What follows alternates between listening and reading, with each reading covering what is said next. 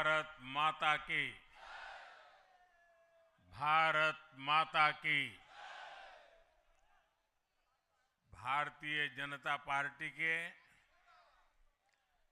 नवीन अध्यक्ष माननीय नितिन नबीन जी, हमारे पूर्व अध्यक्ष जेपी नड्डा जी, भाजपा परिवार के अन्य सभी वरिष्ठजन, देश भर से आए कार्यकर्ता साथी, देवी और सज्जनों,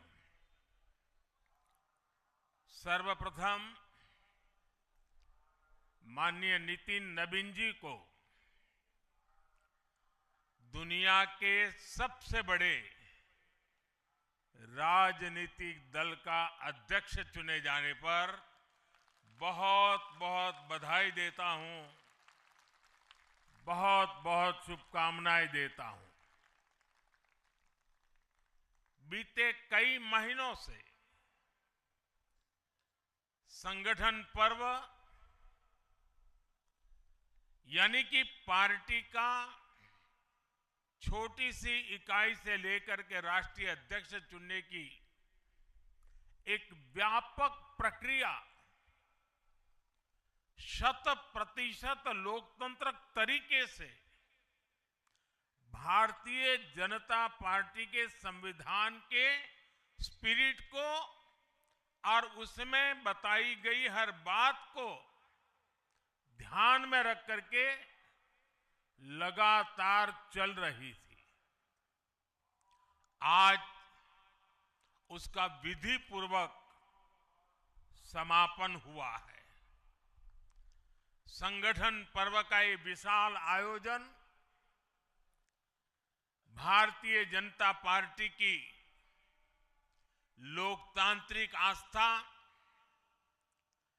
संगठनात्मक अनुशासन और कार्यकर्ता केंद्रित सोच का प्रतीक है। मैं देश भर के कार्यकर्ताओं का इस प्रक्रिया को सफल बनाने के लिए बहुत बहुत अभिनंदन करता हूं। साथियों, बीते 1-1.5 वर्षों में डॉक्टर श्यामा प्रसाद मुखर्जी की 125वीं जयंती का पर्व, अटल जी की 100वीं जन्म जयंती, राष्ट्रीय स्वयंसेवक संघ के 100 वर्ष, ऐसे महापर्व हम मनाते रहे हैं। ये वो प्रेरणाएं हैं जो देश के लिए जीने के हमारे संकल्प को और मजबूत करती है। हमारा नेतृत्व परंपरा से चलता है, अनुभव से समृद्ध होता है और जनसेवा, राष्ट्र सेवा के भाव से संगठन को आगे बढ़ाता है। साथियों, अटल जी, आडवाणी जी और मुरली मनोहर जोशी जी के नेतृत्व में बीजेपी ने शून्य से लेकर शिखर तक का सफर देखा है। इस सदी में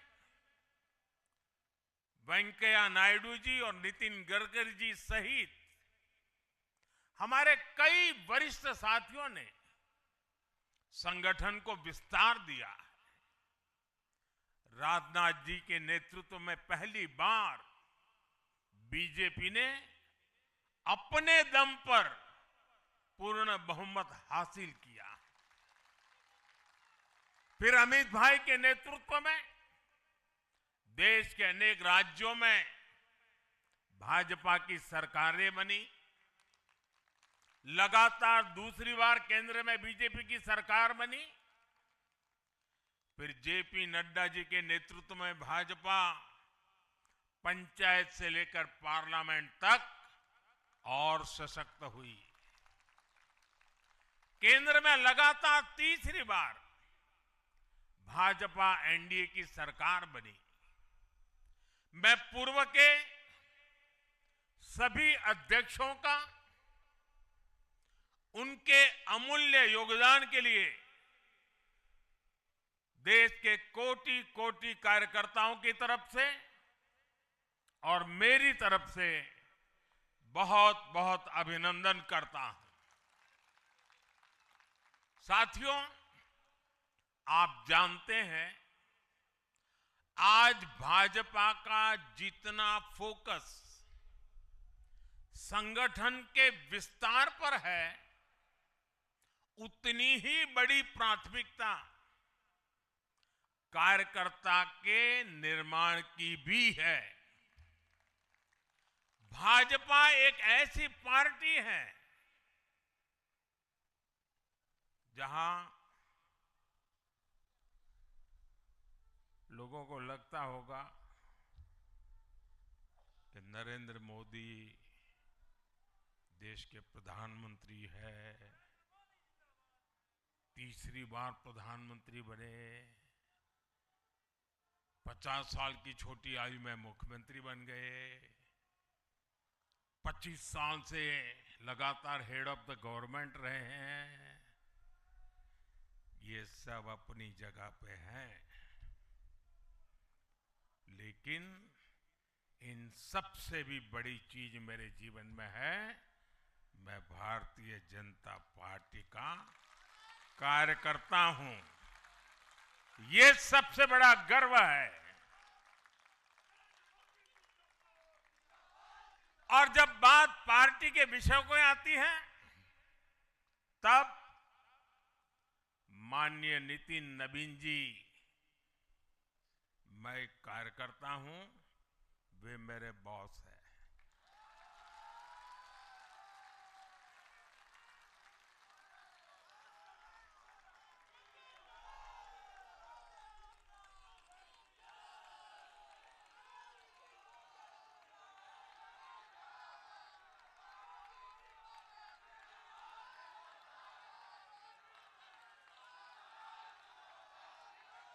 अब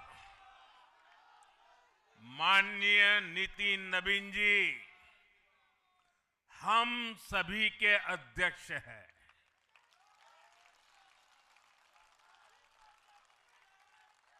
और उनका दायित्व सिर्फ भाजपा को भी संभालना इतना नहीं है, एनडीए के सब साथियों के बीच भी उन्होंने तालमेल का बहुत बड़ा दायित्व भी देखना होता है। साथियों, माननीय नितिन जी के संपर्क में जो भी आया है, वो उनकी सरलता और सहजता की चर्चा जरूर करता है। बीजेपी युवा मोर्चा का दायित्व हो, अलग अलग राज्यों में प्रभारी के रूप में जिम्मेदारी हो, या फिर बिहार सरकार में काम करने का अनुभव हो, नितिन जी ने हमेशा जब जब जो जहां जो जिम्मेवारी मिली, अपने आप को उन्होंने साबित किया है। जिम्मेवारी देने वालों को भी उनके कार्य ने गर्व से भर दिया है। साथियों, ये 21वीं सदी है और देखते ही देखते 21वीं सदी के पहले 25 वर्ष तो पूरे भी हो चुके हैं। आने वाले 25 वर्ष बहुत महत्वपूर्ण है। ये वो कालखंड है जब विकसित भारत का निर्माण होना है और होना तय है।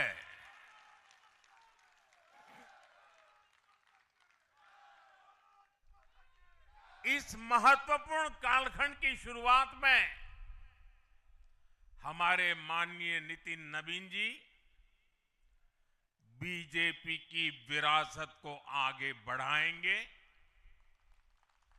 मैं आजकल के युवाओं की भाषा में कहूं तो नितिन जी खुद भी एक प्रकार से मिलेनियल है। वो उस जनरेशन से हैं जिसने भारत में बड़े आर्थिक, सामाजिक और टेक्नोलॉजिकल परिवर्तन होते देखे हैं। वो उस जनरेशन से हैं जिसने बचपन में रेडियो से सूचनाएं पाई और आज एआई के भी एक्टिव यूजर है। नितिन जी के पास युवा ऊर्जा भी है और संगठन में कार्य का लंबा अनुभव भी है। ये हमारे दल के हर कार्यकर्ता के लिए बहुत उपयोगी होगा। साथियों, इस वर्ष जनसंघ की स्थापना को 75 वर्ष हो रहे हैं और मैं आज इन 75 वर्ष लगातार लक्षावधि कार्यकर्ताओं ने, अनेक परिवारों ने, अनेक पीढ़ियों ने जो त्याग, तपस्या और बलिदान दिए हैं, मैं उनको आदरपूर्वक नमन करता हूं। जनसंघ रूपी वटवृक्ष से ही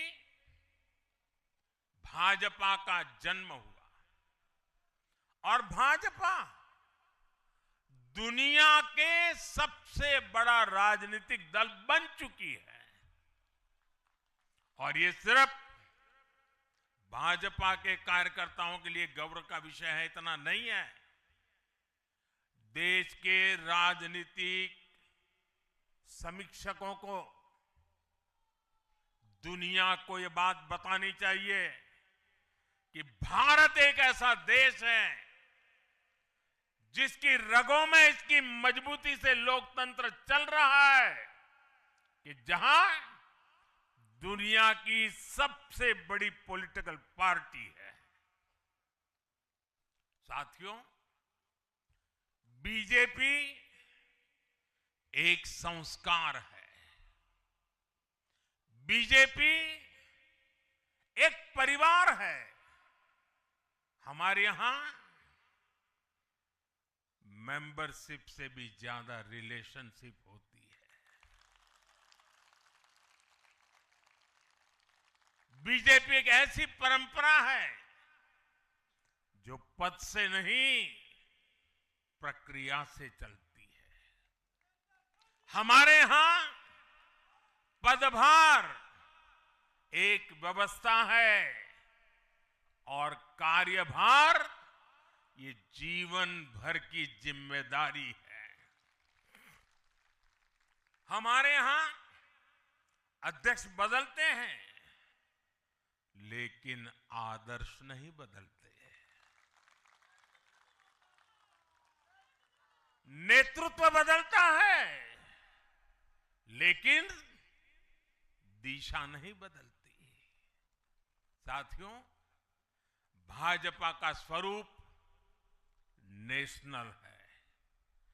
भाजपा का स्पिरिट नेशनल है, क्योंकि हमारा जुड़ाव लोकल है। हमारी जड़ें जमीन के नीचे गहरी है। इसलिए भाजपा रीजनल एस्पिरेशन को प्लेटफॉर्म देती है, उन्हें नेशनल एम्बिशंस का आधार बनाती है। और इसलिए आज देश के कोने कोने के लोग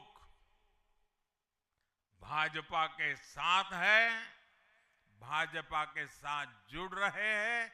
और इतना ही नहीं, जो भी अपनी राजनीति का प्रारंभ करना चाहता है, उसको भी भाजपा का प्रवेश द्वार सबसे उत्तम, सबसे सुरक्षित लगता है।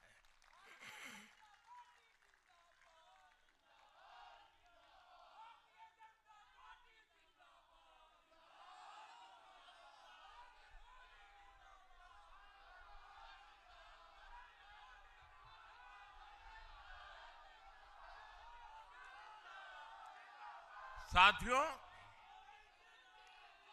जनता जनार्दन की सेवा ये हमारे लिए हमेशा सर्वोपरि रही है। हमने सत्ता को सुख का नहीं बल्कि सेवा का माध्यम बनाया है। इसलिए भाजपा पर जनता का विश्वास निरंतर मजबूत होता गया है।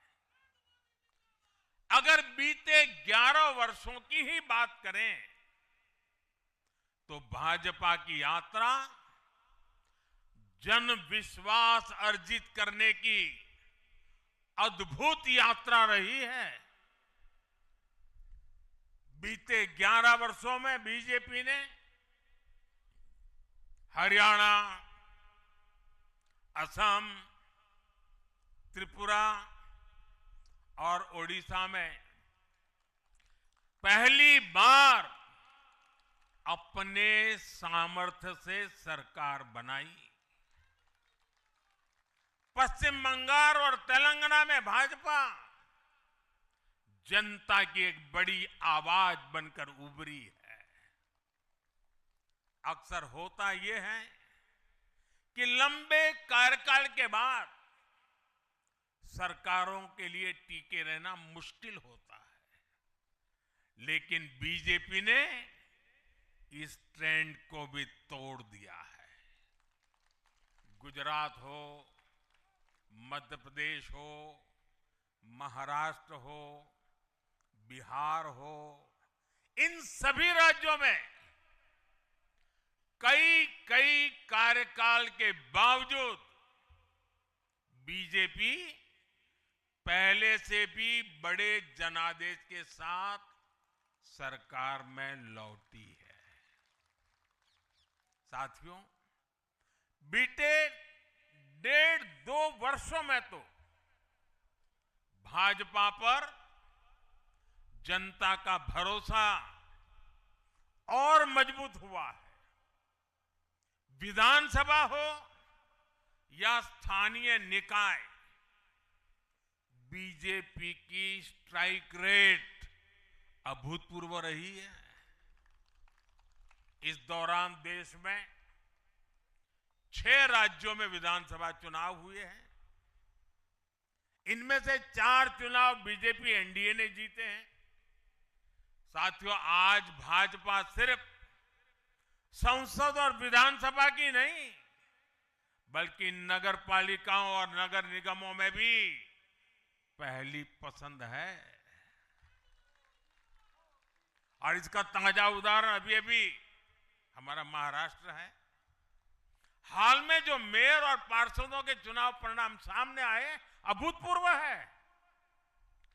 बीजेपी महाराष्ट्र के स्थानीय निकायों में नंबर 1 पार्टी बनी है। कुल 29 में से 25 बड़े शहरों की जनता ने बीजेपी एनडीए को चुना है। कुल जितने पार्षद जीते हैं उनमें से 50% बीजेपी के हैं। ऐसे ही केरला में भी आज बीजेपी के करीब 100 पार्षद हैं। केरला की राजधानी तिरुअनंतपुरम की जनता ने मेयर चुनाव में 45 साल बाद लेफ्ट से सत्ता छीनी और भाजपा पर भरोसा किया। मुझे पूरा विश्वास है कि आने वाले विधानसभा चुनावों में भी लोग केरला में बीजेपी को अवसर जरूर देंगे। साथियों, बीजेपी निरंतर जीत रही है, उसका विस्तार हो रहा है। ये निश्चित तौर पर हम सभी के लिए गर्व का विषय है, लेकिन हम ये सभी के लिए बहुत बड़े दायित्व का बोध भी है और दायित्व बोध का समय भी है। कभी भाजपा ने पार्टी विद अ डिफरेंस के रूप में अपनी यात्रा शुरू की थी। आज बीजेपी पार्टी ऑफ गवर्नेंस भी है।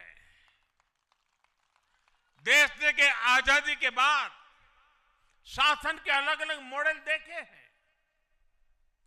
कांग्रेस के परिवारवाद का मॉडल, लेफ्ट का मॉडल, क्षेत्रीय दलों का मॉडल, अस्थिर सरकारों का दौर, ये सब मॉडल देख चुका है। लेकिन आज देश स्थिरता, सुशासन और संवेदनशीलता वाला भाजपा का विकास मॉडल देख रहा है। साथियों, ये भाजपा ही है जिसने सामाजिक न्याय के नारे को सच्चे स्वरूप में जमीन पर उतारा है। हमने गरीब कल्याण की योजनाओं को सरकारी फाइलों से निकालकर गरीब के घर तक पहुंचाया है। साथियों, मैं आपको कुछ उदाहरण देता हूं। आजादी के 70 वर्ष बाद सिर्फ 3 करोड़ ग्रामीण परिवारों तक ही पाइप से पानी पहुंच पाया था। माताओं बहनों की पीड़ा, पानी के लिए उनके संघर्ष की सूद लेने वाला कोई नहीं था। और मुझे याद है, मैं जब गुजरात में राजनीतिक क्षेत्र में नहीं आया था, सामाजिक जीवन में काम करता था, तो हमारे यहाँ एक धंधुका करके स्थान है, वहां मैं जाता था तो वो मुझे वहां के लोग कहते थे कि आप यहां रात को मत रुकिए और जब भी आपका दौरा हो तो सुबह 10 बजे के बाद आइए। नॉर्मली मेरा नेचर रहता था कि हर नए स्थान पर जात के रात को रुकूं, कार्यकर्ताओं से मिलूं, लेकिन धंधुका वाले मना करते थे। क्यों? वो कहते पानी नहीं है, सुबह हम आपको स्नान करने के लिए पानी नहीं दे पाएंगे। वहां तो कहावत चलती थी कि बेटी को बंदूकें दो लेकिन धंधुके मत दो, यानी उसको बंदूक लगा मार दो लेकिन धंधुके में शादी मत करो। पानी नहीं था। ये दर्द मैंने देखा है।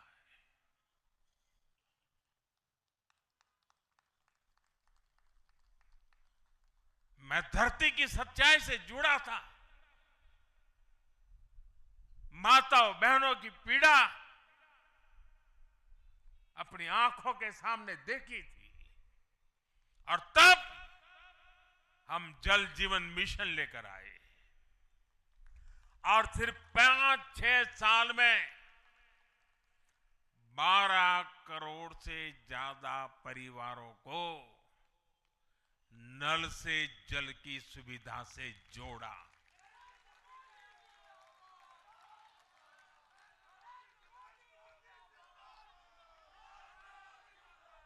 साथियों, ये हमारी सरकार है जिसने धुएं से बीमार होती बहनों की पीड़ा समझी, वरना पहले तो एलपीजी गैस को भी अमीरों का ही सौभाग्य मान लिया गया था।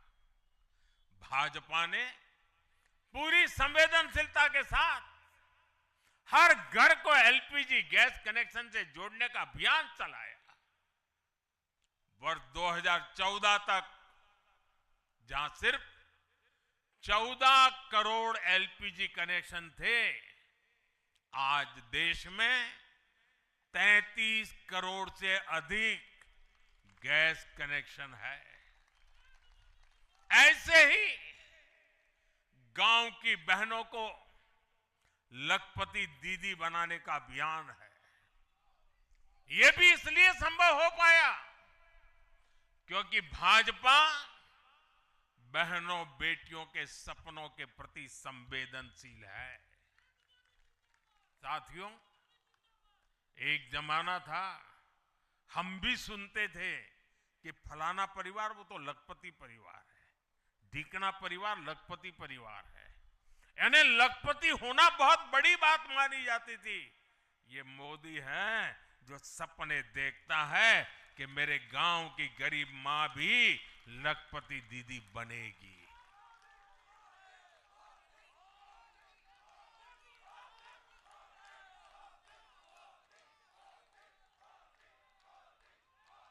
साथियों,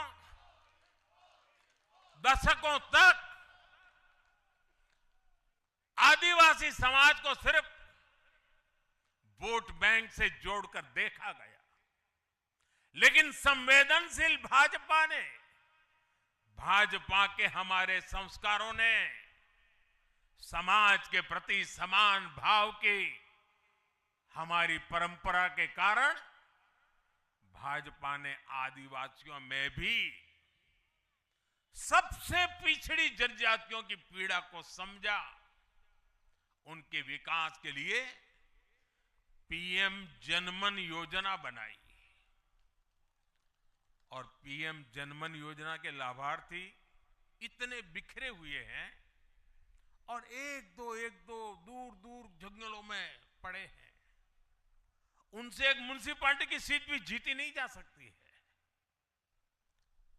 वोट के हिसाब से कोई उनकी तरफ देखेगा नहीं, लेकिन जब वोट से ऊपर उठ करके संवेदनाएं होती हैं, समाज का कल्याण हमारे संस्कार होते हैं, तो पीएम जनमन योजना जन्म लेती है। आदिवासियों में भी अति पिछड़ा संख्या में भले ही कम है, लेकिन उनके प्रति हमारी संवेदना में कोई कमी नहीं है। साथियों, हमारा नॉर्थ ईस्ट, वहां वोटर उतने नहीं है, सीट भी उतनी नहीं है, इसलिए कांग्रेस की सरकारों में उन्हें वर्षों तक उपेक्षित रखा गया। लेकिन संवेदनशील भाजपा ने नॉर्थ ईस्ट को दिल से भी जोड़ा और दिल्ली से भी जोड़ा। एक और उदाहरण आकांक्षी जिलों का है। हमारे देश में 100 से अधिक जिले ऐसे थे जिनको कांग्रेस सरकारें पिछड़ा घोषित करके भूल गई थी। इन जिलों को पनिशमेंट पोस्टिंग के लिए इस्तेमाल किया जाता था, यानी जिन अधिकारियों को सजा देनी होती थी तो उन्हें वहां भेजा जाता था। हमारी भाजपा सरकार ने इन जिलों को आकांक्षी जिले घोषित किया और प्राथमिकता के आधार पर इनके विकास के लिए काम किया। आज ये आकांक्षी जिले विकास के कई पैरामीटर्स पर अन्य जिलों से बेहतर प्रदर्शन कर रहे हैं, राज्य की एवरेज की बराबरी आकर के खड़े हो गए।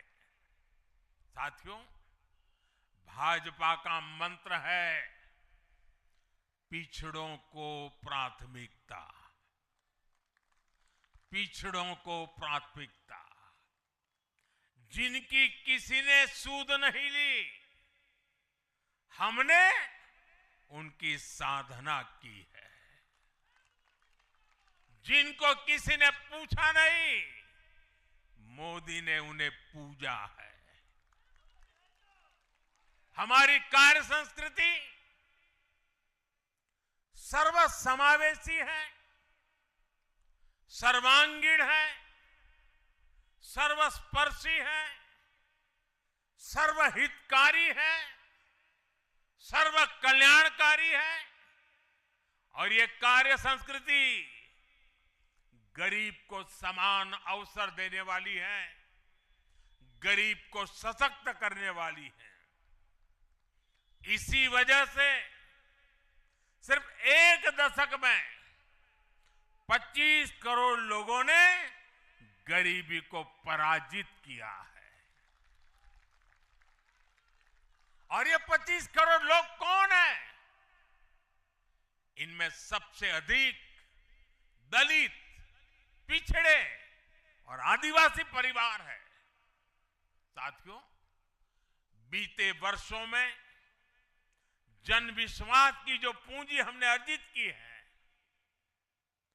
उस भरोसे को कायम रखना बहुत बड़ी जरूरत है। देश की जनता 2047 तक विकसित भारत बनाने के लिए संकल्पित है। इसलिए बीते 11 वर्षों में रिफॉर्म्स की जो यात्रा हमने शुरू की है, वो अब रिफॉर्म एक्सप्रेस बन चुकी है। हमें राज्यों के स्तर पर, शहर की इकाइयों के स्तर पर, जहां भी भाजपा एनडीए सरकारें हैं, वहां रिफॉर्म्स की गति तेज करनी है। भाजपा सिटी गवर्नेंस का भी एक नया मॉडल देश के सामने प्रस्तुत कर रही है। इस लक्ष्य के साथ हम आगे बढ़ना चाहते हैं। साथियों, जब हम सत्ता में नहीं भी थे, तब भी हम अपने मूल आदर्शों से कभी नहीं भटके। हम राष्ट्र प्रथम के भाव से, नेशन फर्स्ट के भाव से डटे रहे, जूझते रहे, संकटों को झेलते रहे, जज्बात बढ़ाते रहे और जीतते भी रहे। हम वो लोग हैं, हमारा वो चरित्र है, हमारे वो संस्कार है। खुद से बड़ा दल और दल से बड़ा देश, ये भाजपा के हर कार्यकर्ता का संस्कार है, भाजपा के हर कार्यकर्ता का जीवन मंत्र है। इसी भाव के साथ बीते 11 वर्षों में हमने अनेक चुनौतियों पर विजय पाई है। जम्मू कश्मीर से आर्टिकल 370 की दीवार गिराना हो, 3 तलाक के खिलाफ कानून बनाना हो, इनको कभी असंभव माना जाता था। आज ये हकीकत बन चुके हैं।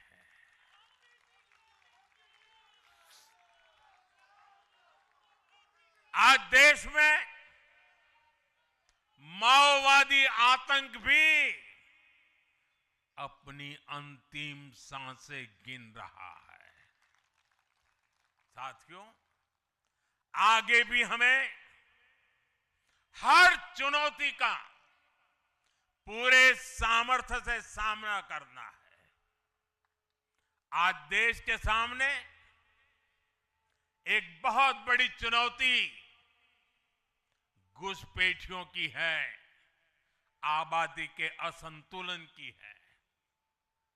दुनिया के धनवान देश, समर्थ देश, वे भी अपने देश में जो घुसपैठिए हैं उनकी जांच पड़ताल कर रहे हैं और उनको पकड़ पकड़ करके निकाल रहे हैं और दुनिया उनको पूछती नहीं है कि तुम घुसपैठियों को क्यों निकाल रहे हो। तुम तो लोकतंत्र का झंडा लेकर के घूम रहे थे, तुम तो पूरे दुनिया के नवाब बन के बैठे थे, क्यों निकाल रहे हो। दुनिया में कोई अपने देश में घुसपैठियों को स्वीकार नहीं करता। भारत भी घुसपैठियों को अपने गरीबों, हमारे नौजवानों के हक कभी भी लूटने नहीं दे सकता। घुसपैठिए देश की सुरक्षा के लिए बहुत बड़ा खतरा है। उनकी पहचान करके उन्हें वापस उनके देश भेजना बहुत आवश्यक है।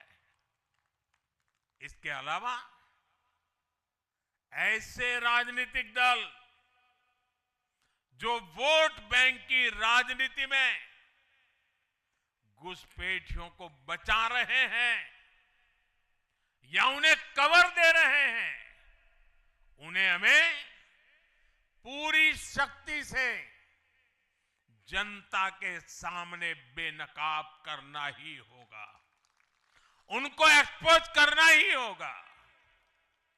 साथियों, एक और बड़ी चुनौती अर्बन नक्सल की भी है। अर्बन नक्सल का दायरा इंटरनेशनल हो रहा है और यहां अर्बन नक्सल की बड़ी चतुराई होती है। ये यहां मीडिया वाले इतने बैठे हैं ना, अगर साल में एकाध बार भी अगर मोदी की किसी अच्छी चीज को उन्होंने ट्वीट कर दिया या टीवी पे बोल दिया या अखबार में लिख दिया तो उस पत्रकारी तो ऐसी फजेत कर देते, उसके पीछे ऐसे पड़ जाते हैं, उसको अछूत बना देते हैं, भविष्य में वो कभी बोल ना सके ऐसा कर देते हैं।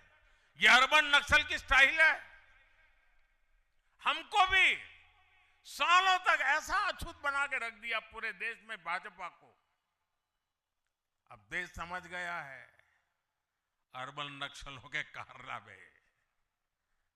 भारत को नुकसान पहुंचाने के लिए अर्बन नक्सली लगातार कोशिशें कर रहे हैं, साजिशें कर रहे हैं।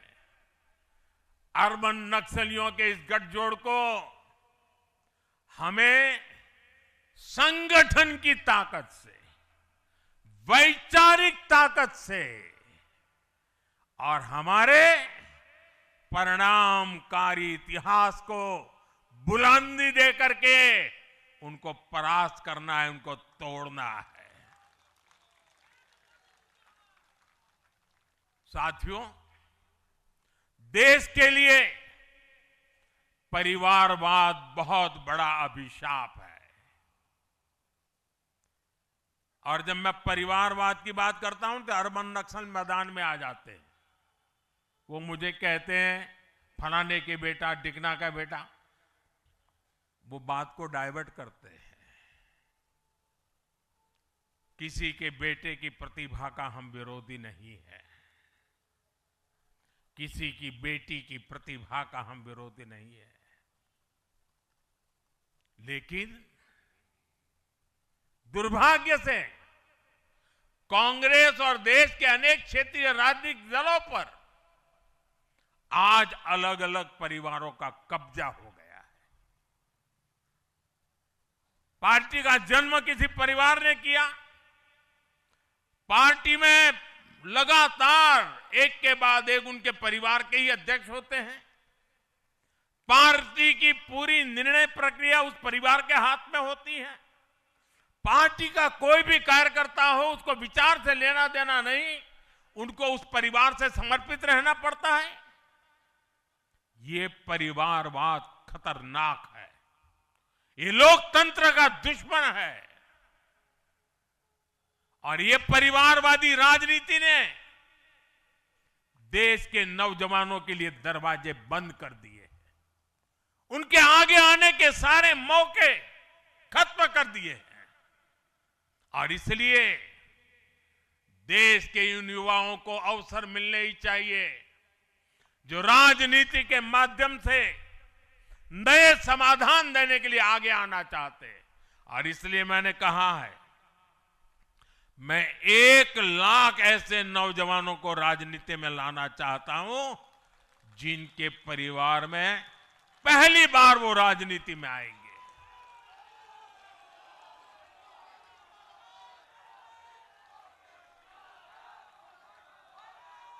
साथियों, अपने इन प्रयासों के बीच हमें हर उस बुराई से दूर रहना है।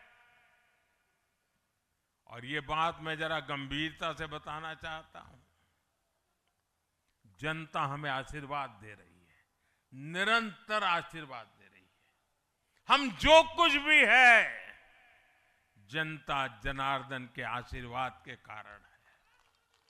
हम जो कुछ भी हैं, मेहनत कश समर्पित कार्यकर्ताओं के परिश्रम के कारण है। और इसलिए जब इतने बढ़ रहे हैं, इतना सम्मान मिल रहा है, इतनी स्वीकृति मिल रही है, तब हमारा दायित्व अनेक गुना बढ़ जाता है। और पल पल हमें सोचना चाहिए वो कौन से कारण हैं जिसने कांग्रेस पार्टी को बर्बाद कर दिया। वो कौन सी बुराइयां कांग्रेस में घुस गई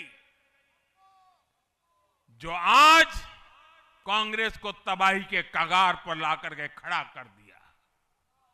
हमें उन सारी बुराइयों से बचना है। ये बुराइयां किसी भी सूरत में हमारे भीतर नहीं आनी चाहिए। हमें इससे बच के रहना है। और जहां जहां हम बच के रहते हैं, हमें कोई मुकाबला नहीं कर पाता है। साथियों, आज देश को याद भी नहीं होगा कि 1984 में 1984 में कांग्रेस को 400 से अधिक सीटें मिली थी, नेहरू जी के जमाने से भी ज्यादा। और देश ने करीब करीब 50% वोट दिया था कांग्रेस को। लेकिन आज कांग्रेस 100 सीटों के लिए तरस गई है। कांग्रेस अपने इस घनघोर पतन की कभी समीक्षा नहीं करती, क्योंकि अगर समीक्षा करेंगे, ये पतन के कारणों की ओर जाएंगे, तो फिर उसी परिवार पर सवाल उठेंगे। जिस परिवार ने कांग्रेस पर कब्जा करके रखा है और इसलिए बहाने ढूंढते रहते हैं। पतन की तरफ सही कारण ढूंढने की हिम्मत तक खो चुके हैं वो लोग। साथियों, दूसरी तरफ भाजपा है। हम हार और जीत के बाद समीक्षा करते हैं। मैं आपको फिर महाराष्ट्र चुनाव का नतीजों का उदाहरण दूंगा। महाराष्ट्र में हम निकाय चुनाव जीतने के बाद जश्न में डूबे नहीं, बल्कि मैं तो अभी पढ़ रहा था कि उसी दिन से हमारे महाराष्ट्र के कार्यकर्ता आने वाले पंचायत के चुनावों की तैयारियों के लिए बैठक शुरू कर दी थी। मुझे याद है 2002 में हमने भव्य विजय प्राप्त किया गुजरात में। चारों तरफ आनंद उत्सव का माहौल था। देश भरिया का मीडिया भी वहां मौजूद था। अर्बन नक्सल तो बड़ी संख्या में आए थे। वो बेचारे मेरे पराजय का जश्न मनाना चाहते थे, तो वो ढूंढ रहे थे सारी चीजें, और मैं एक मीटिंग में बैठा था। तो उनको बड़ा आश्चर्य हुआ कि इतना जलसा चल रहा है और ये कैसा मुख्यमंत्री है जो आज चुनाव नतीजे आए हैं और बैठा है। और मैं क्या कर रहा था, मैं कार्यालय में मीटिंग ले रहा था, और मैंने पूछा, अच्छा बताओ भाई इतनी हार क्यों गए। ये भाजपा है जो जीत का जश्न मनाते समय भी अपनी कमियों की लगातार समीक्षा करता है और कमियों से उभरने के लिए हर समय का उपयोग करता है। लोकतंत्र में इसी स्वस्थ परंपरा को, इसी डेडिकेशन को हम सब कार्यकर्ताओं की जिम्मेवारी है, हमें आगे बढ़ाना है। हमें ध्यान रखना है कि जो कांग्रेस की बुराइयों से बचेगा वही देश में आगे बढ़ेगा। साथियों, आज भाजपा परिवार को अपना नया मुखिया मिला है, ऊर्जावान मुखिया मिला है, अनुभवी मुखिया मिला है, और भाजपा परिवार की हमारी ताकत हर कार्यकर्ता का परिश्रम है, उसकी सामूहिक चेतना है। बूथ पर जो हमारा कार्यकर्ता पूरे साल भर जुटा रहता है, वो ही हमारी सच्ची ताकत है। हमें याद रखना है, हम सबसे जुड़े, हम सबको जोड़े, कल्याणकारी योजनाओं से हर लाभार्थी को लाभ पहुंचाए, ये हमारा ध्येय होना चाहिए। इसी आग्रह के साथ माननीय नितिन नवीन जी को बीजेपी के कोटि कोटि कार्यकर्ताओं की तरफ से पुनः बहुत बहुत शुभकामनाएं देता हूं। और साथियों, आज का पल हम सबके लिए बहुत विशेष पल है। हमारे राष्ट्रीय अध्यक्ष जी अब हमारा मार्गदर्शन करने वाले हैं। उनका एक एक शब्द हमारे लिए आगे की दिशा होगी। हमारे आगे के कार्य रचना के लिए उनका मार्गदर्शन हमारी अमूल्य पूंजी होगी। मैं भी एक कार्यकर्ता के तौर पर, मैं पहले नए अध्यक्ष जी को मेरे काम का हिसाब दे रहा था, मैंने हिसाब दिया, अब वो मेरा सीआर लिखेंगे।